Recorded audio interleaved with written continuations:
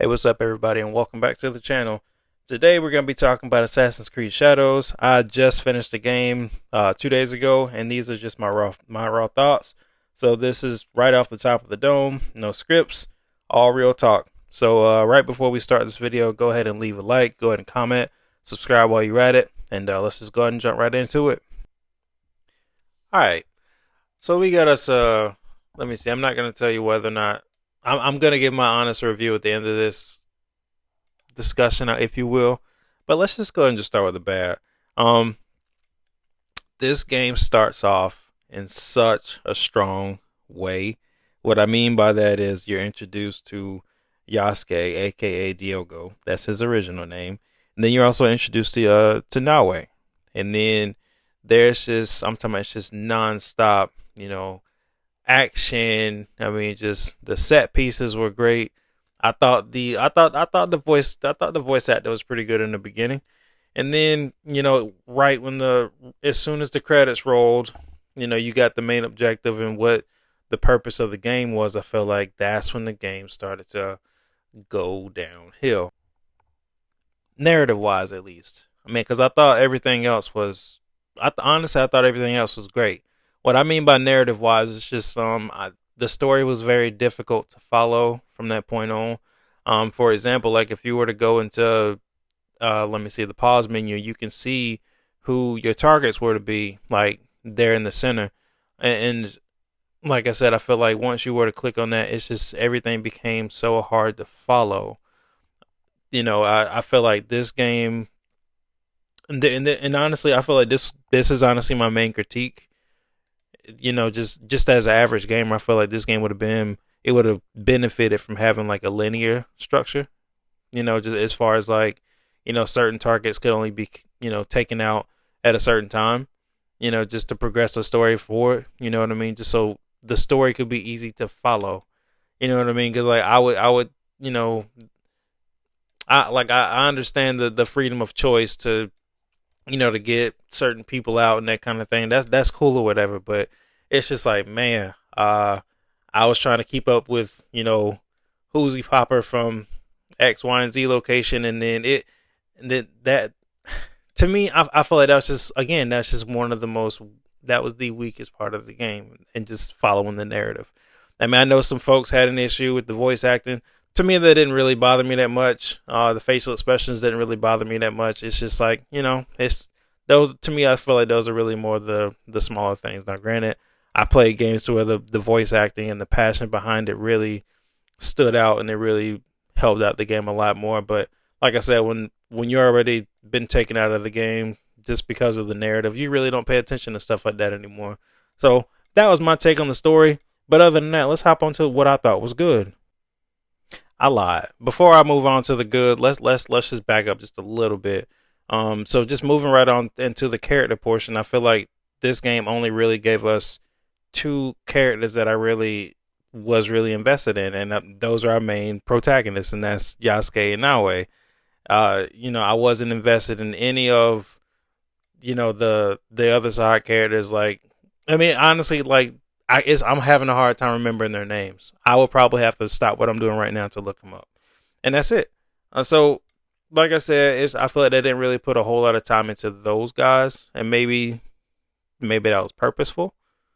But I also feel like it's especially like those people, because like for example, like Yasuke Sensei, like I just remember he was his sensei. They had a special bond at one point, and I remember Yasuke's mom and like the reasoning why he was who he is today, and obviously, you also got a little bit of the other character that you got a little bit of uh backstory from is Naoe's dad, and I don't even remember his name, but like I said, it's just those are some of the things that I'm just being really nitpicky about.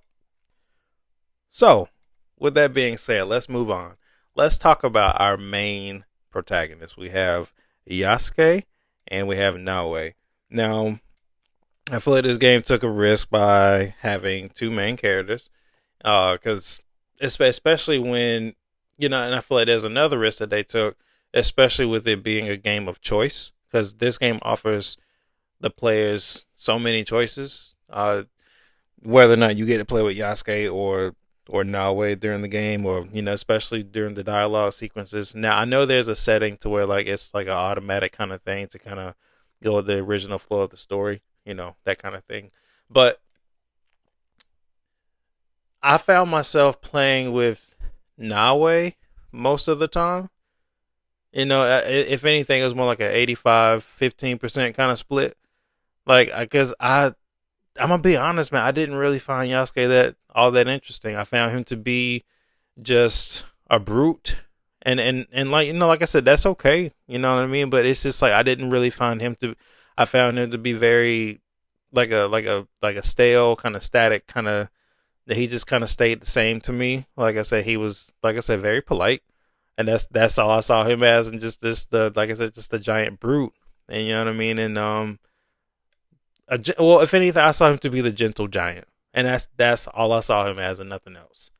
Uh, and I didn't really see him as I don't know his character didn't really draw me in, and then in even going back to Naoe's character, I mean, like she had like a just a single.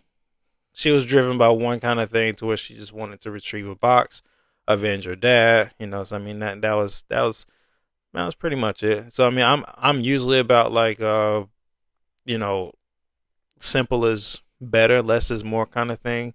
So I mean like the character development for both. I mean like granted what I did, however, for both of them, like the choices that you got to make in the game, like obviously it definitely did get to influence.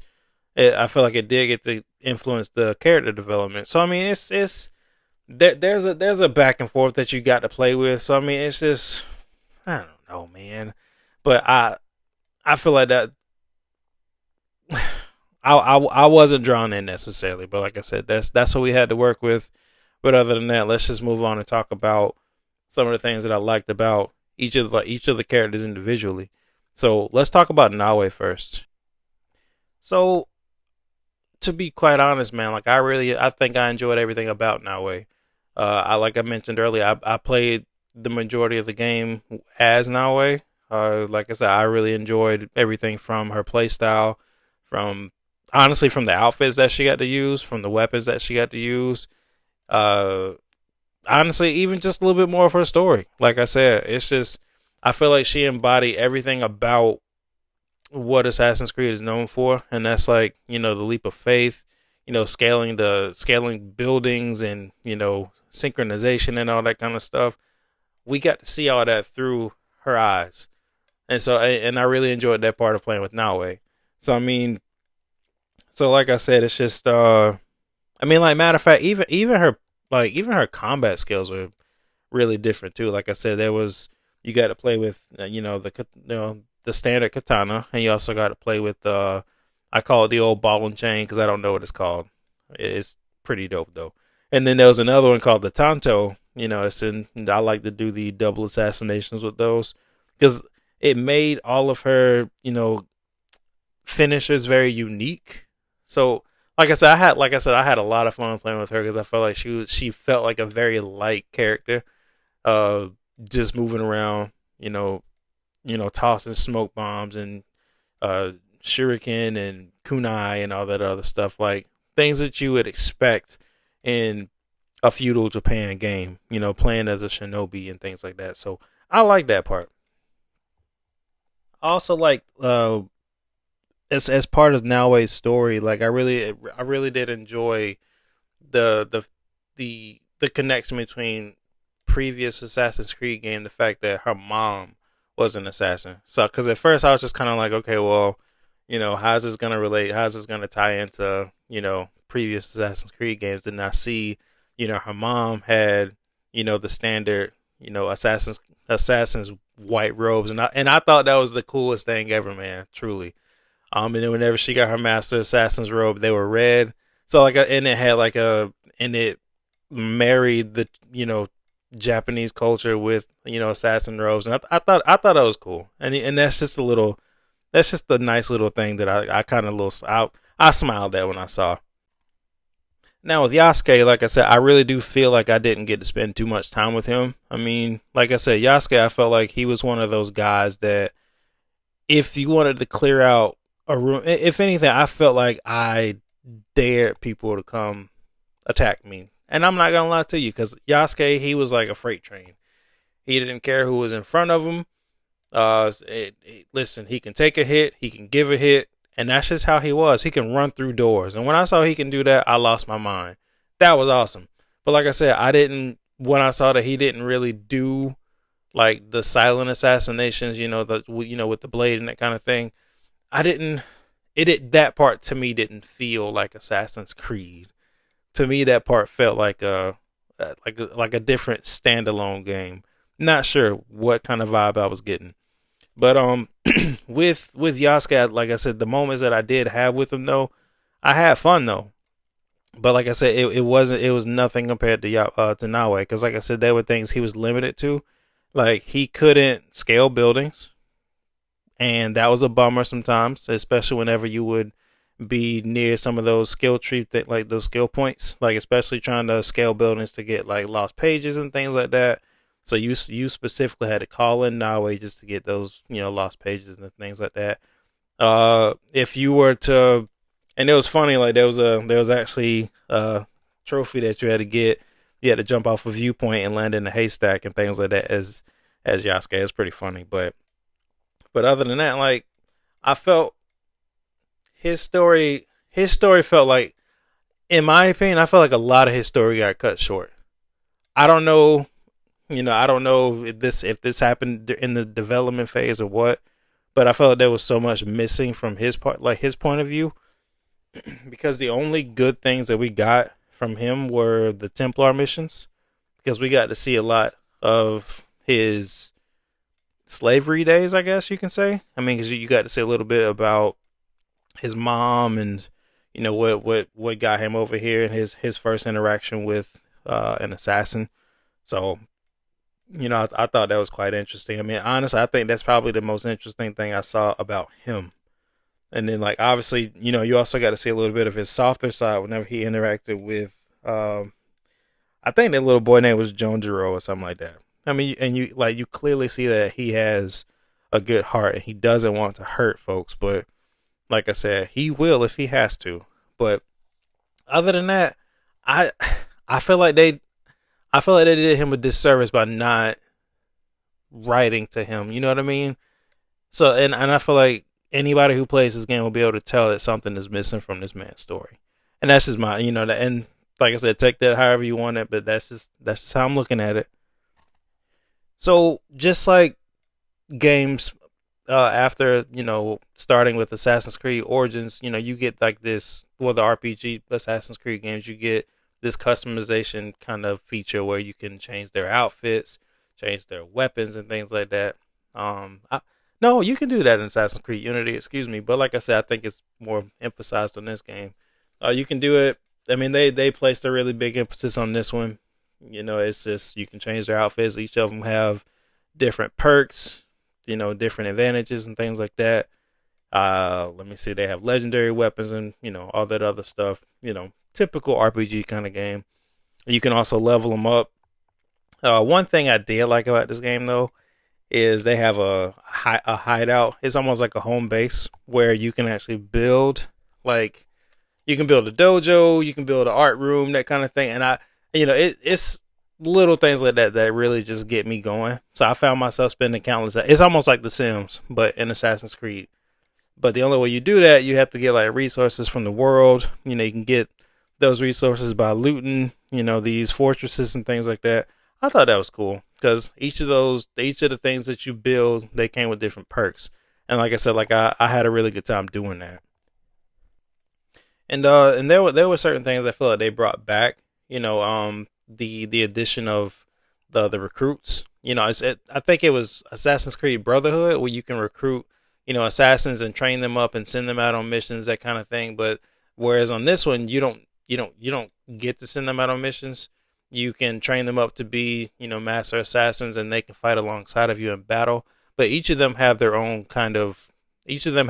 special ability. You have a marksman. You have somebody that can poison somebody. You have a straight up assassin, and then you have somebody who can just join you on the field with their sword. It's little things you can do like that I really enjoyed. about this game.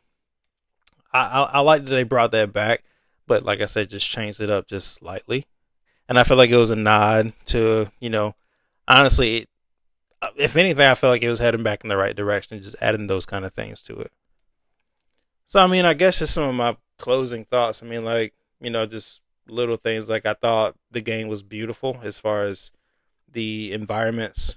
You had, I thought they, like I said, I'm not quite familiar with, feudal Japan, because I know, like, in past Assassin's Creed games, they would have historical buildings that you would be able to recognize, and you're like, oh, I'm on top of, Notre Dame, and whatever building they had, like even the Great Pyramids and stuff like that. So I don't know any kind of buildings of Japan, but like I said, it was. I thought the buildings were done great. The environments were stunning. Like I said, it's just like things like the water and the foliage, and like they had like little things where you can cut down trees in this game, man. I thought that was so cool. But like this map in this game, I felt like it was big, and there were certain parts of the map where it definitely felt like it was absolutely nothing happening in the map. But that's not necessarily a problem, because if anything, I spent a whole lot of time fast traveling, so I didn't really get to see the whole the whole map anyway. So I'm not really complaining. So all in all, man, like I said, just from start to finish, I had a really good time with this game. I mean, like I said, this game started off hot. Like I mentioned, the game had a strong opening. I mean, I got like a grasp of who the characters were, what their intentions were. But there towards the middle, I found myself getting like honestly bored. You know what I mean? So I found myself skipping a lot of the dialogue. I didn't know what was going on, and I felt like there was nothing that really just drew me in, except for a couple of moments there towards the end. Like I mentioned, some parts of Yasuke's story, the one about his mom and the Templars. I was like, okay, we finally get some Templar stuff towards the end of the game, and I wondered why that was towards the end of the game. Maybe I did something out of order. I'm not sure. And see, that brings me back to my point. I feel like this game would have benefited from having a structured layout. That's just my personal opinion. Um, but as far as like where I would rank this game, with the rest of the RPG style Assassin's Creed games, I think this is right after. This is number two compared to Assassin's Creed Origins. Now, granted, I haven't played Odyssey. I played a little bit of Valhalla, but I'm not gonna lie, I got bored after the second mission, and I think that might be the rest of the RPG. Yeah, I think that might be the rest of the RPG Assassin's Creed games. But anyway, man, it's just, would I play this game again? I think absolutely. Well, that's my honest take. I'm not here to tell you what to think, just how it hit me. So in the meantime, stay sharp, stay grounded, and if you're searching for something real, don't sleep on the one who made you. I'll catch you in the next one. Peace.